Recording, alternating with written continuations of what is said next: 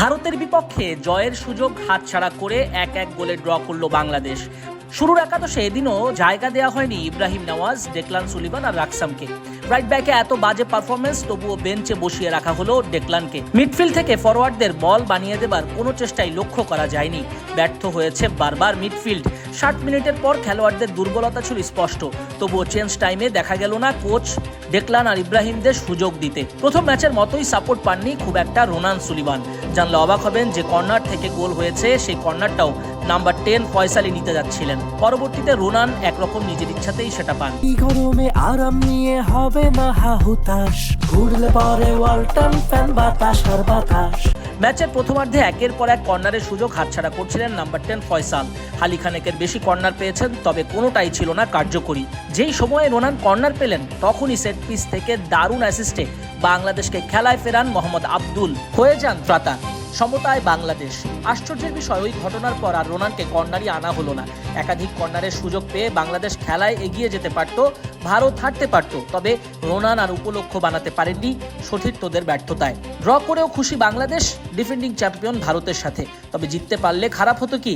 Management কেন Declan ইব্রাহিমদের সুযোগ দিলেন না, সেটাও রহস্য।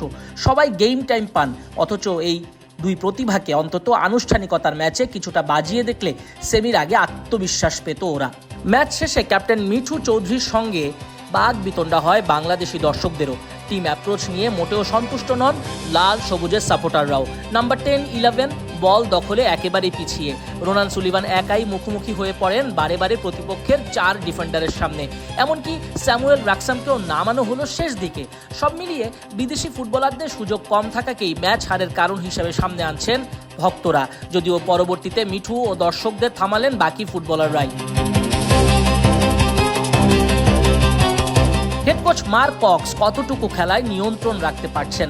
তাকে বলা হচ্ছে ডামি কোচ, কারণ টিভি ক্যামেরায় বারে বারেই দেখা গেছে অ্যাসিস্ট্যান্ট কোচ আতিকুর রহমান মিশুকে বেশি সামনে আসতে, দলীয় মূল পরিকল্পনায় হস্তক্ষেপ করতে হেড কোচকে মাঝে মধ্যে দেখা গিয়েছে। এদিকে সেমিফাইনালে নেপাল ম্যাচে ডাগ আউটে থাকতে পারবেন না হেড কোচ মার্ক কক্স। বাগবিতণ্ডায় জড়িয়ে লাল কার্ড দেখেছেন বাংলাদেশ হেড কোচ। আর অন্যদিকে ভারতের গোলকিপিং কোচও লাল কার্ড দেখেছেন, তিনিও থাকতে পারবেন না সেমিফাইনালের ডাগ আউটে। পয়েন্ট সমান হলে গোল ব্যবধান দেখা হয়। ভারত তাদের প্রথম ম্যাচে পাকিস্তানকে 3-0 গোলে হারিয়েছিল। অন্যদিকে বাংলাদেশ পাকিস্তানকে হারায় 2-0 গোলে। ফলে সাফ অনূর্ধ্ব চ্যাম্পিয়নশিপের সেমিফাইনালে ভারত গোল ব্যবধানে এগিয়ে থেকে গ্রুপ চ্যাম্পিয়ন হওয়ার গৌরব অর্জন করে। বাংলাদেশ গ্রুপ রানার আপ হয়ে সেমিফাইনাল খেলবে। ফাইনালে ওঠার লড়াইয়ে বাংলাদেশের সামনে বাধা নেপাল। 1 এপ্রিল হাড্ডাহাড্ডি ম্যাচ, ভারত লড়বে ভুটানের সঙ্গে। নাজমুস সাকিব, কালবেলা।